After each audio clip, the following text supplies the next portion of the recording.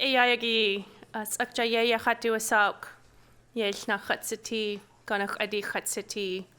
Washtan kwan yadi ayakhat. Lawak kwan dakayakhat. Uchit dak khatsiti. My name in Tlingit is Akjaye. This was my grandmother's name, and it was given to me when she passed away.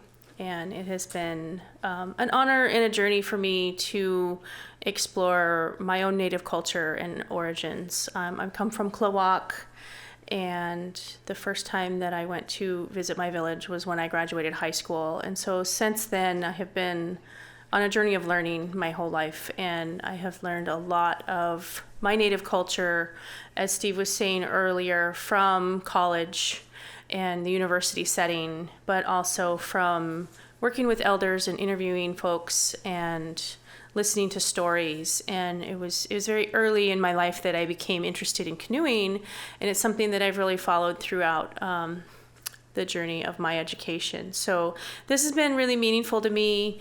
I am one of the board members of One People Canoe Society, and we've been doing a lot of really neat things for the last about 15 years or so. This last year, I also started a women's canoe team to focus on just more healing and culture and getting together as women, mainly as I was growing up as a young girl, watching my mother learn how to do chilkat weaving. And I really wanted to bring that camaraderie, that laughter, that just joy of being together into what I was doing on the water. And so I was really just envisioning what that journey would look like with that group of women that my mother was weaving with. And so that was kind of how I really brought forth the women's canoe team and bringing people together that just wanted to sing and paddle and really look at weaving and different ways of enjoying each other's company. So that's sort of how I came into where I'm at now. And this whole afternoon, I really had presented as an opportunity to bring in some carvers together. I really wanted a chance to have them tell their story of canoe projects and talk about different materials and different carving techniques and styles and canoes that have been made in history and in modern times, and sort of bring those together.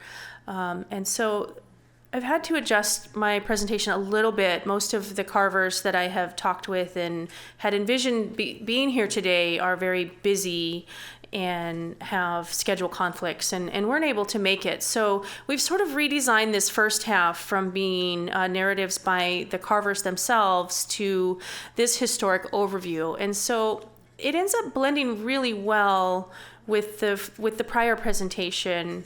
I happen to work here at the museum and part-time, and I have been really blessed to work with a lot of amazing people that have helped me out a lot in getting to this point.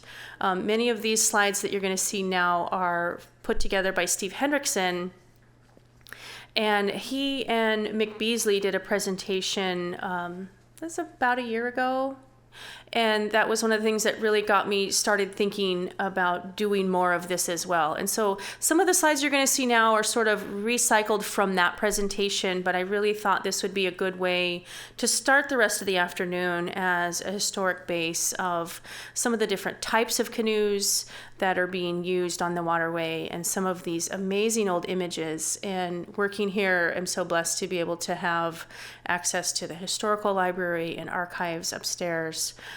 We found, in lieu of some of the carvers that I was hoping would be able to participate, I found a video of some of the carving that they had done from Bartlett Cove, and so that canoe is up in Glacier Bay now. And so after our slideshow presentation here, we'll have a short video kind of put together in a somewhat rough way, I will admit, some of that historic footage. So we'll sort of go through that. And this first section of slides are Steve Hendrickson. So if you would mind joining me up here, I know you have a lot more information about these than I have. I've been sat through several of his Native history classes and art appreciation, and it's just fascinating to hear him and take this journey with him up and down the coast throughout, any topic. He's just a wealth of knowledge as he goes through these. So I really thank you for sharing these. Thank you. So welcome everybody. Some of the oldest canoes, full-size canoes around, are actually never made it out of the woods, and there are at least 5 or 6 of these I know in Southeast Alaska and in the Queen Charlotte Islands. And for whatever reason, these represent trees that were selected to make a canoe out of. They sometimes would chisel a hole in the tree to see if the center was not rotted, and then it would be felled, which would be quite a tremendous amount of work, and started to be roughed out. And then either a flaw was discovered or the people went off to do something else. But over the years, loggers have found these partially completed canoes laying in the woods. And canoes, of course, are part and parcel with Northwest Coast cultures, and are really define that culture, and both in a for food gathering as well as for spiritual beliefs, and also migrations, and they are featured prominently in oral traditions of the clans. This is a sculpture by Bill Reed, the Haida artist, depicting a supernatural journey of supernatural beings.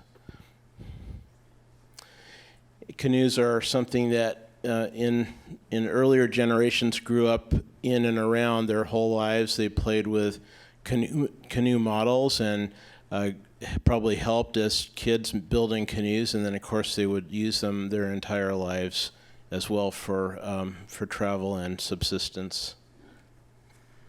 I have to say this is one of my favorite slides, and just the kids playing in the canoe, and then the little toy one in the water. And I think there are examples in the exhibit hall of a toy canoe that's been used. So during the break, I'll have a little map to hand out so you guys can kind of go around and check out some of those objects as well.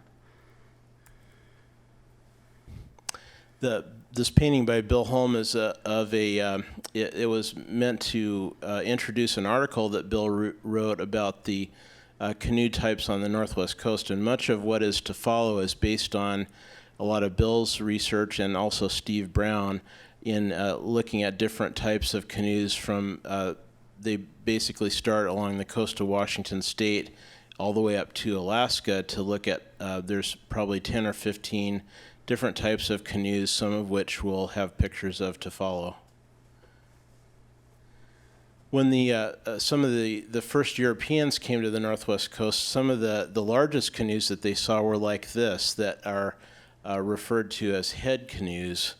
And it's not known exactly if that's a proper translation of a native term. The history of that term is somewhat speculative, but the canoe itself, the bow and stern are very flat and broad, and provide a great canvas for painting large formline paintings of crest images.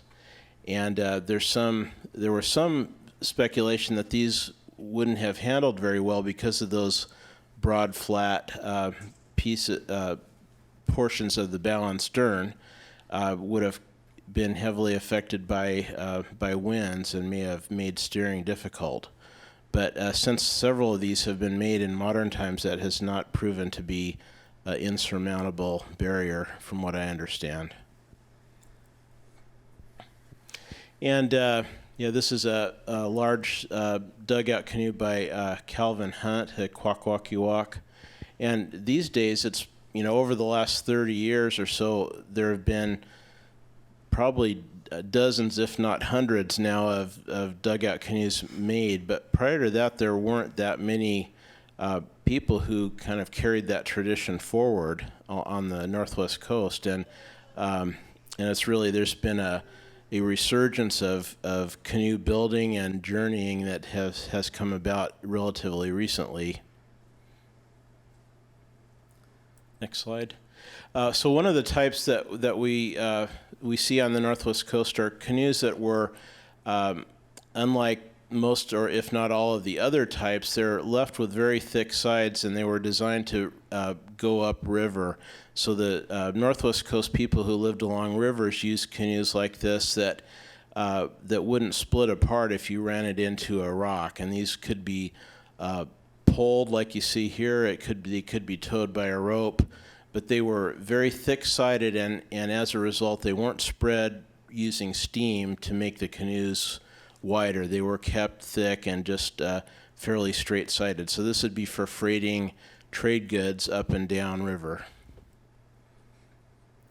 Then starting in the south around the Columbia River, when Lewis and Clark came down, this was one of the types of canoes they saw on the Columbia, and the distribution of that goes up to Vancouver Island and parts of Puget Sound. A lot of people call these Nootka style or Nuu-chah-nulth style because of their connection to the Nuu-chah-nulth people of Vancouver Island, but apparently more than that tribe made them. And this is,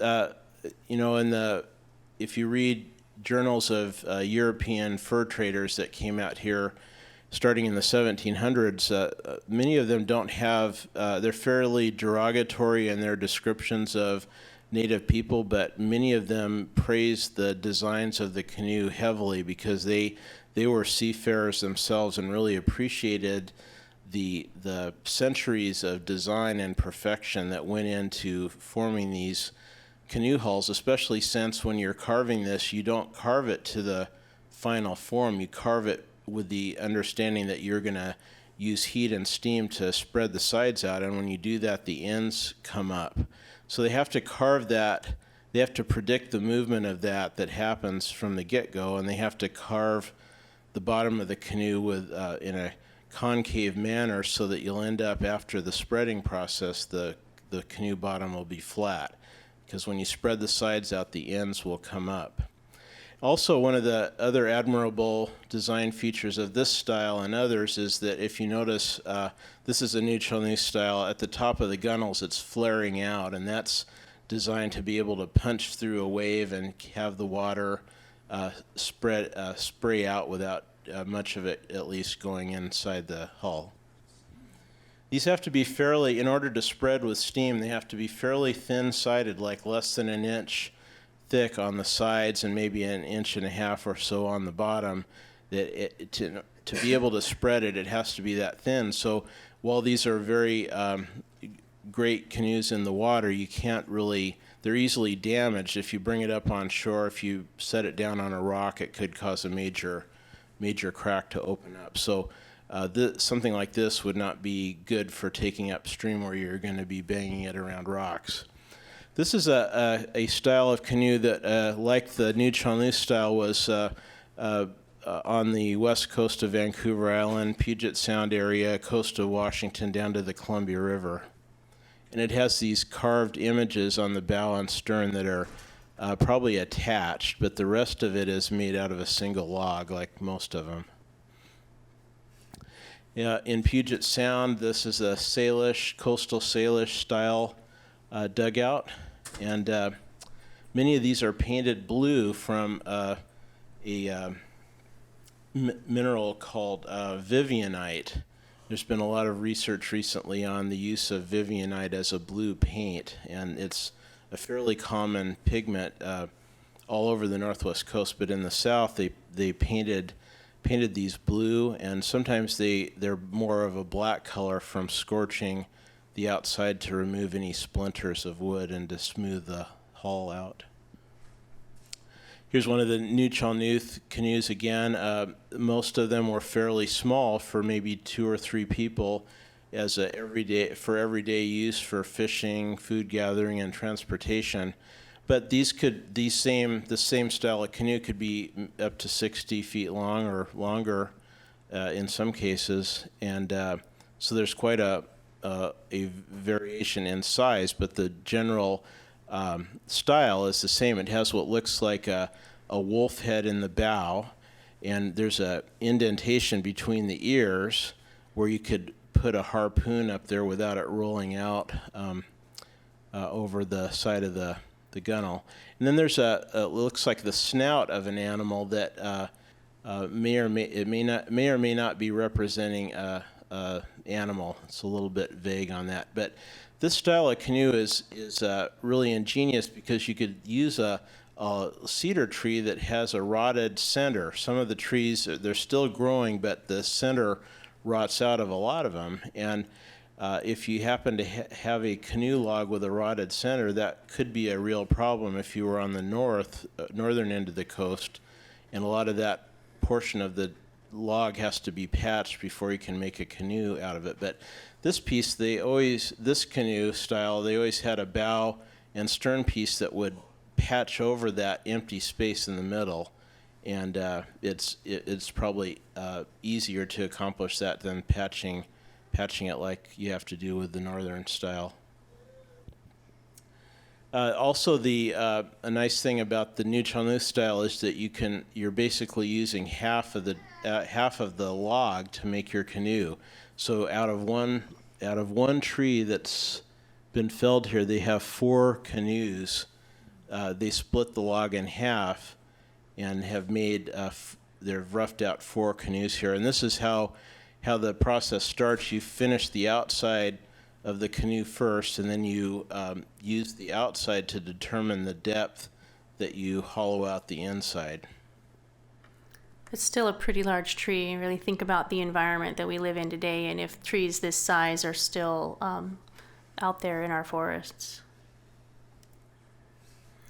There's Wilson Duff, anthropologist, wrote a really interesting paper on this type of canoe and the similarities between it and the skin-covered boats of the Inupiaq people, and just the overall shape. And then there's a few other features that are really sort of are interesting coincidences, if not some kind of direct relationship between the Inupiaq and the Nuu-chah-nulth people of Vancouver Island. And one of the similarities is that both Umiaks and this style of canoe were used for whaling on the open ocean, and the Nuu-chah-nulth people are one of the few Northwest Coast peoples who actively hunt whales in the ocean. And the harpooner would stand in the bow, and they had a ingenious way of harpooning and killing whales. It's using some of the same tools that the Inupiaq people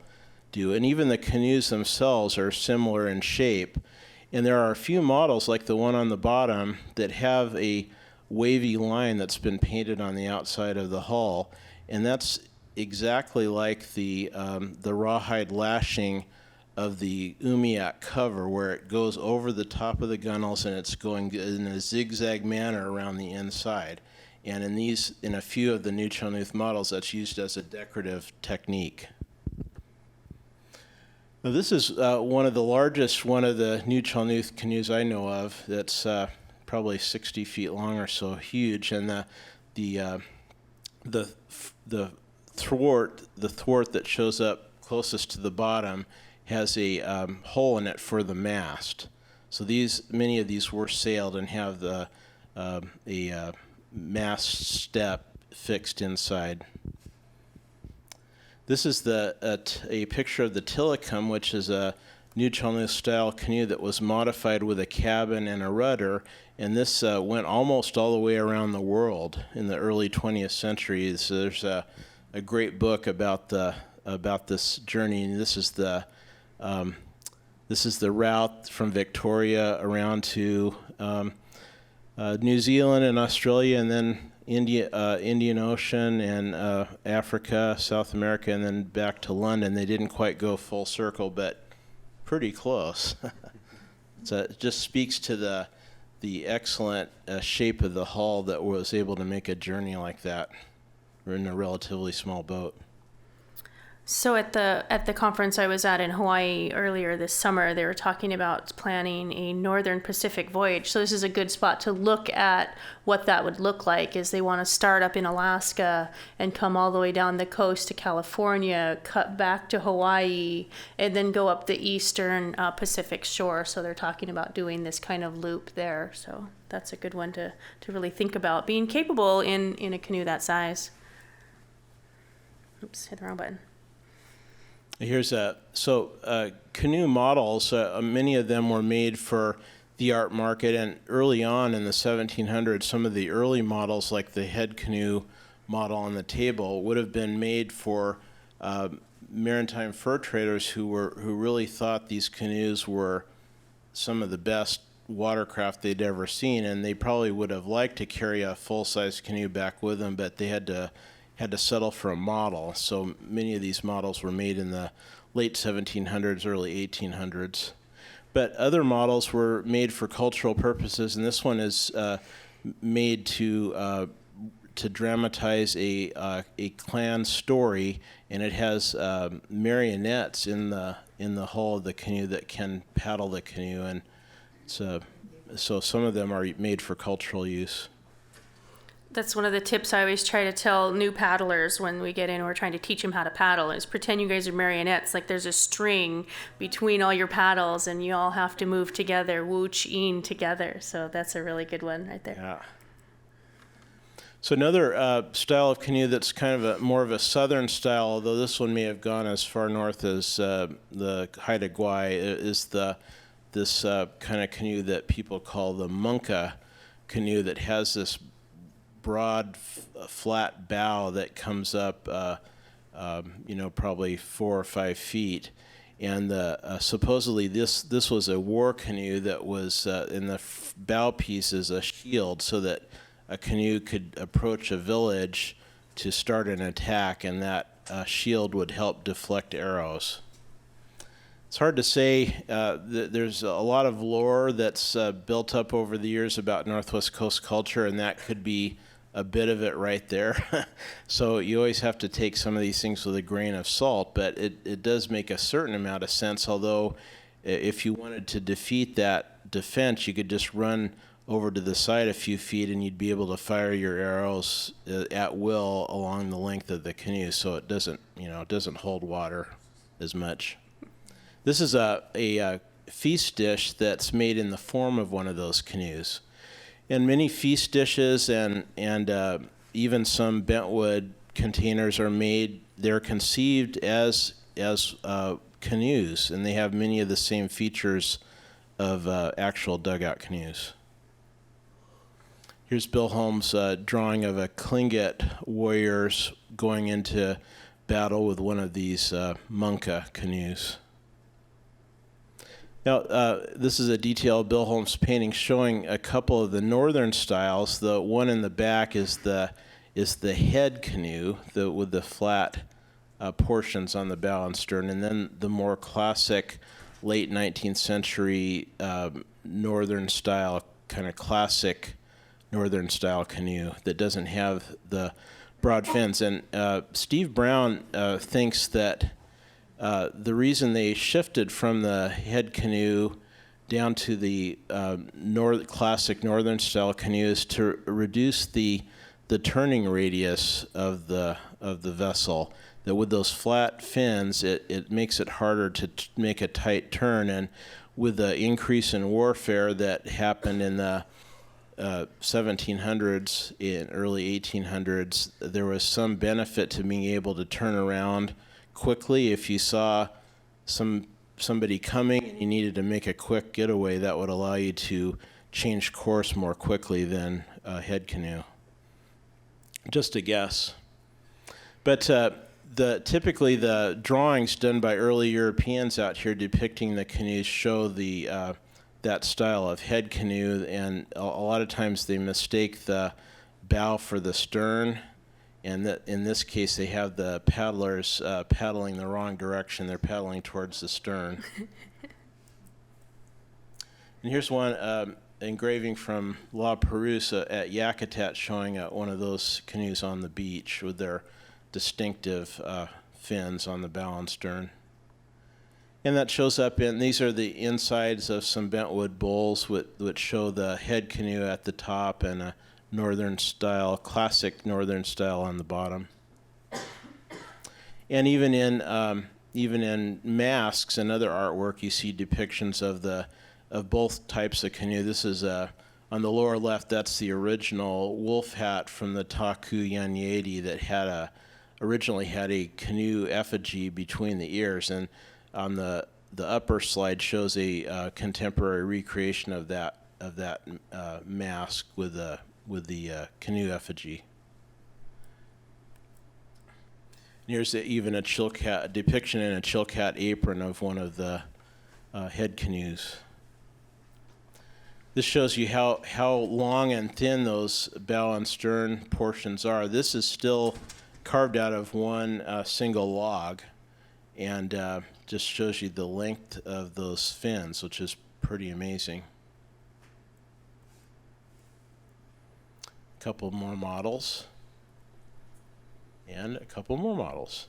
And this is the only head canoe blank that I know of that's on Haida Gwaii, and that's the top. That's the bow piece there, and so that's approximately 6 feet tall.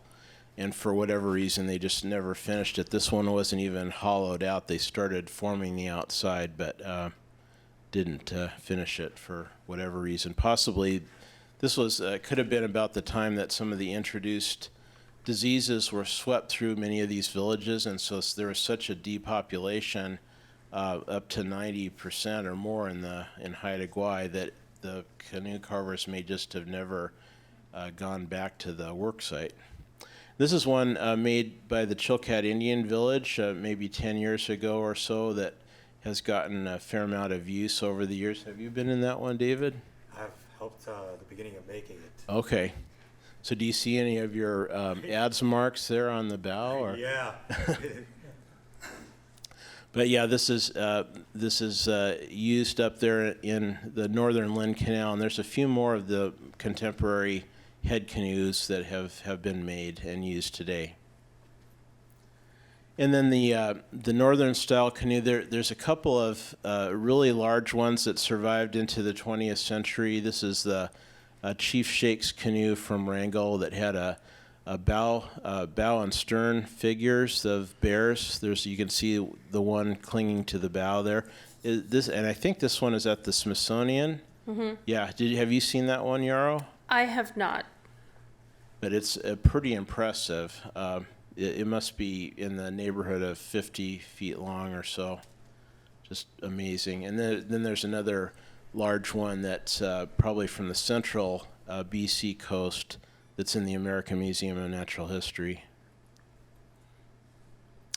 This is one of my favorite pictures of a classic northern style canoe being pulled and rope pulled up the Chilkat River. They're coming into Kuik at Klukwan and just about there, and they've got their flags flying to avoid being fired upon by the Navy. Mm-hmm. And the people are dressed in their regalia. This is a Kagwantan canoe from Sitka, and those are Sitka people that have made the journey from Sitka to Chilkat country. And here's a everyday kind of fishing scene. They just got back from the trip, and they've got their nets out, and their gear is being removed, and they're starting to clean the fish. That's at Sitka. Oops. And then there's a style of canoe that's from north of the line where Sitka spruce, where western red cedar stops growing and spruce becomes the predominant large tree. They call these spruce canoes. And the canoe that Mick Beasley and Steve Brown and George Dalton and others worked on is of that type. And so in the 1980s, they they had George Dalton, an elder who remembered seeing these canoes made over at Hoonah, and with him as an advisor, Mick and Steve recreated that form of canoe and for Glacier Bay National Park and for Hoonah. And this is the the first and only time that the Huna canoe went out. It was that winter. It was hit by a snowplow and broke into a bunch of pieces. But That's what happened to it. yeah. Okay. So anyway. And we have a video of some of that Yeah. here shortly. Yeah, you'll hear more about that.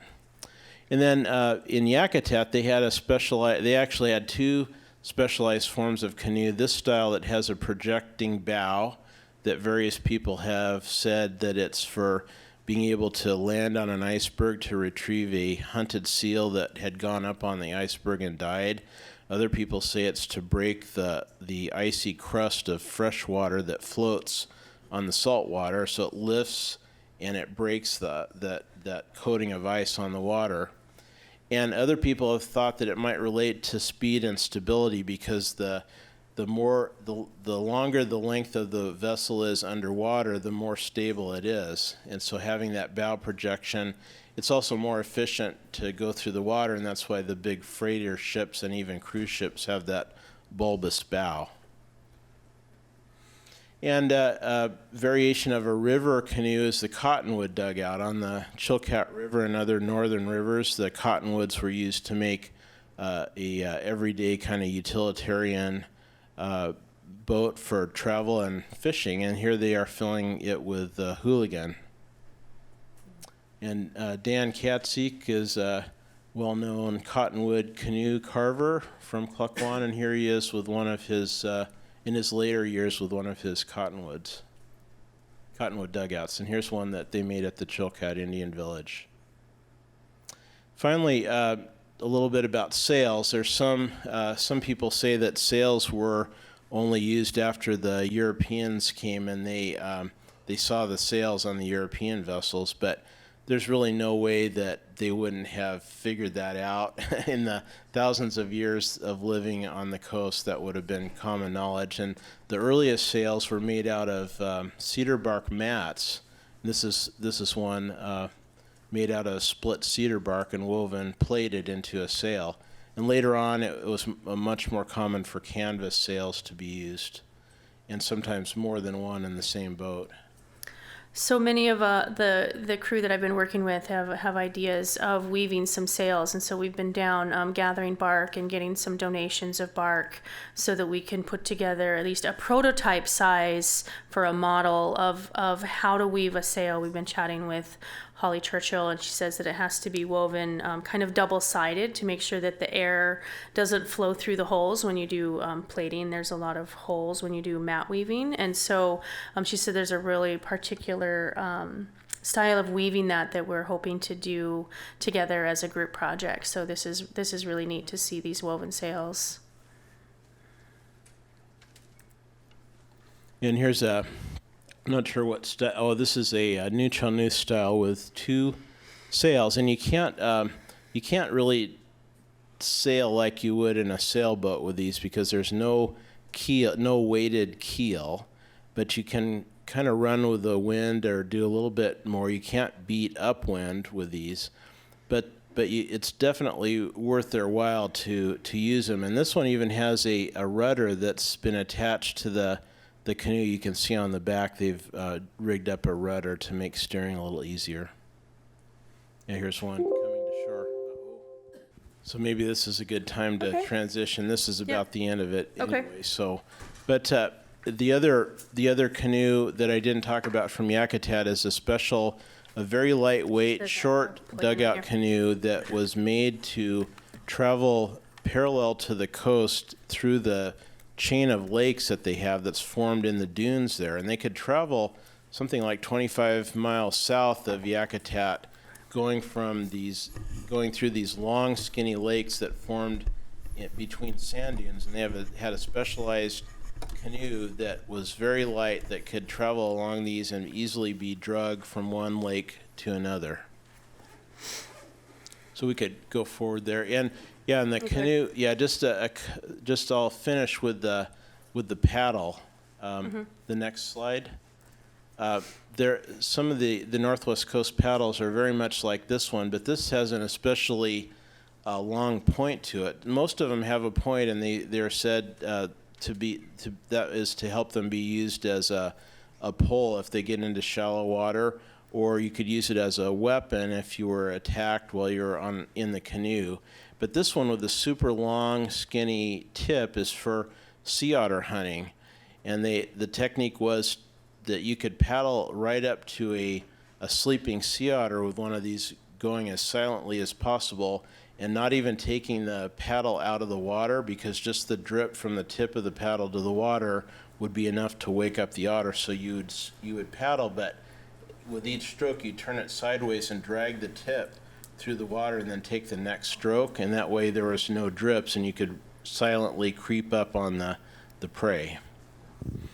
Cool. And then finally there's I just had to throw in the bailers, which are probably the most important canoe accessory to have, because they always have cracks, they always leak a little bit. In fact, they purposefully kept water in these and didn't allow them to dry out at all, because that would cause even more cracks to open. So sometimes these dugout canoes were just submerged to let them soak up as much water as possible and keep the cracks swelled up. But it's always going to leak, always going to get splashes in there, so they had great bailer technology.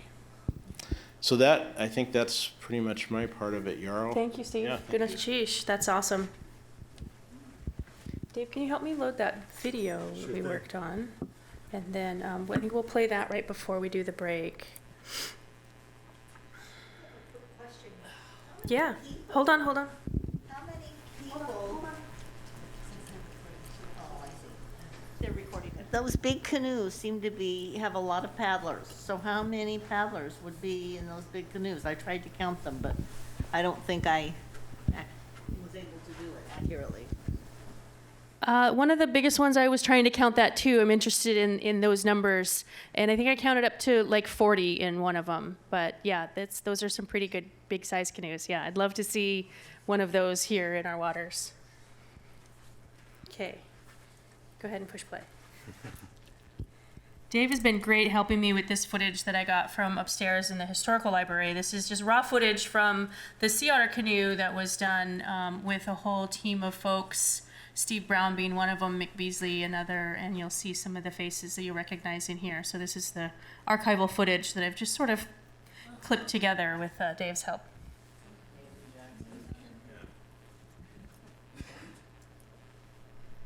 Is there audio? Is it going to play the sound? Yeah, it should be. There it is.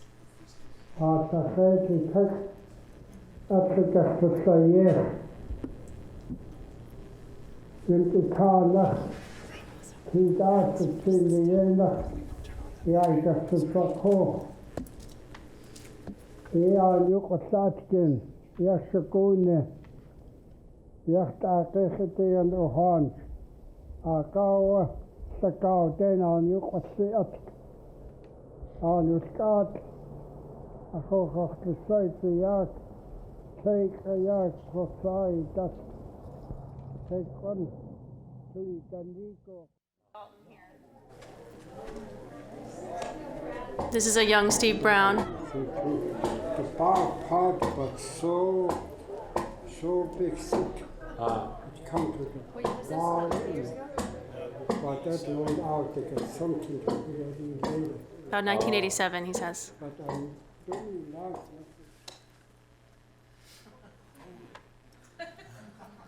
Get about my team. It was about 12 hours of footage that we sorted through. Wow, that we're being worked on with George is taking this same traditional spruce canoe shape, which this being the stern here, but the bow end, he's instructed us to include a little flare which is developed by his father, I should say, Tikata, who seems to have incorporated the flare of the cedar type canoe into this spruce canoe shape in order to increase its seaworthiness out in the Gulf, to turn off those waves. Something that maybe in the development of this, in the very early days, hadn't taken place, and he was bringing that in and gave it that name Tituya, meaning the seaworthy boat. So that other end is going to differ that little bit, but he's been so good working with it.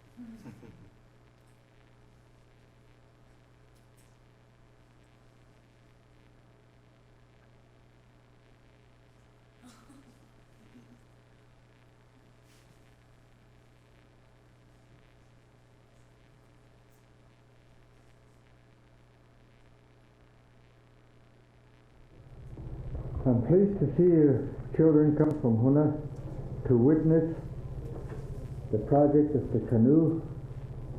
This canoe boat is designed by your great-grandparents, and it is designed for the use of survival for our indigenous people, and it meant a very important transportation in the role of your great-grandparents and your great-uncles.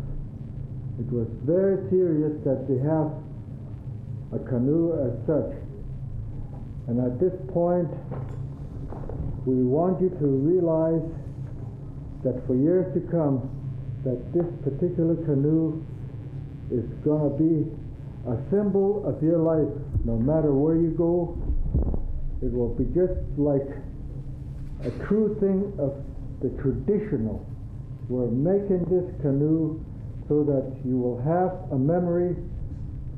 When you grow up to maturity, you will realize that your great-grandparents had such pride that they canoed this boat to fair weather banks for sea otter hunting. This is what it was designed for.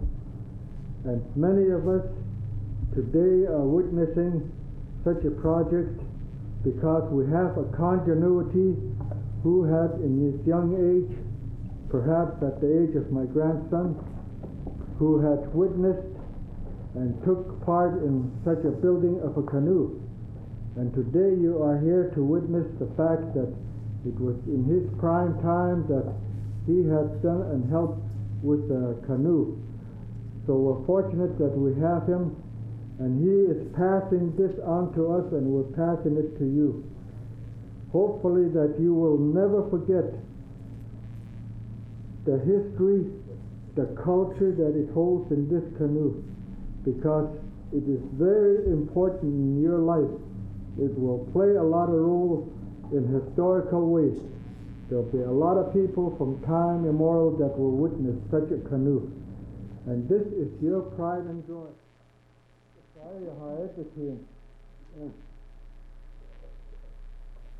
Shatikeo Titi Hatik Bishaye Satran a Kanik Yakan Yai Tatawa Undahi Sakshi Aki in Yan State Nook Saya Yate it the Sankasana Yakunaka Sekutin Zayaki Aochi Yu and a state Natik to Uha Aya Hata State Hanak Kauti Chak Since I bet Katawashi Yete Achoa Yai Tatia Hasis Yako Ataku years a two nafok to us with two yet for years.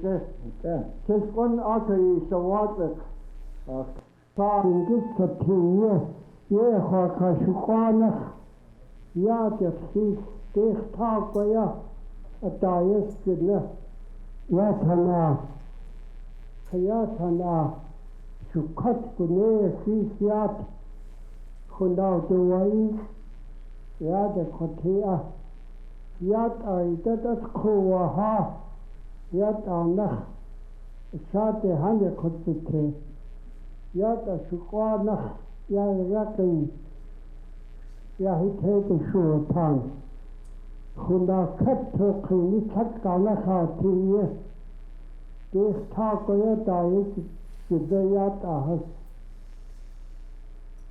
Hatso is at Kotan. Yahad in this Satiye.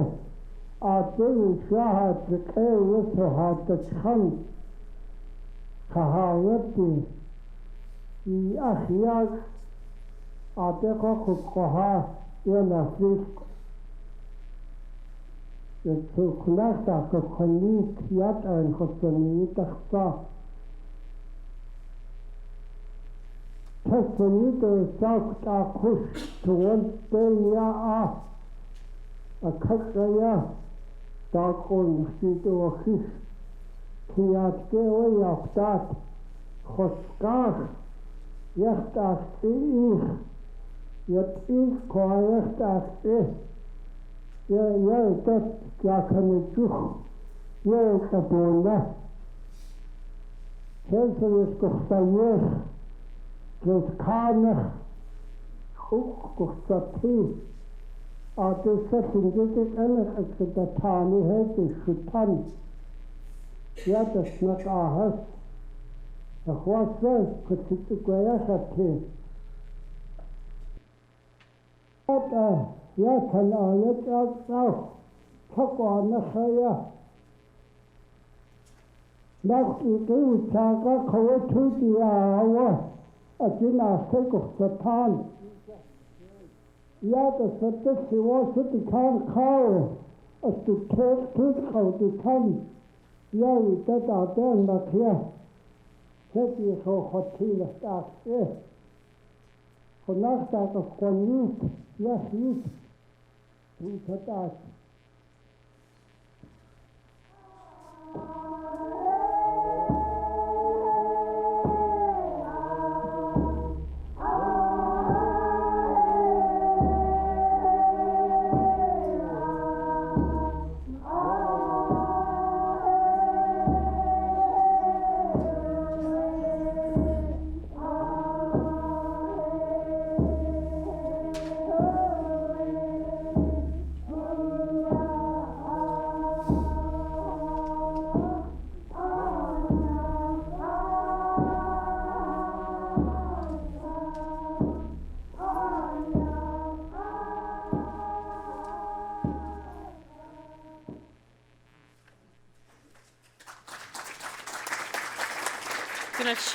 And again, that came from the Historical Library and Archives upstairs.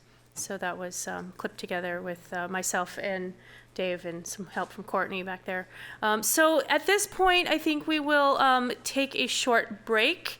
Feel free to come up and take a look at some of these objects. We will shift over, and after the break here, we will get started with Wayne Carlick's presentation. They have a video of coming down the Taku River, which was the first time in about 100 years, and I was on the other end of that journey when they came down. I got to meet them in Juneau when they came down. So, Canoe.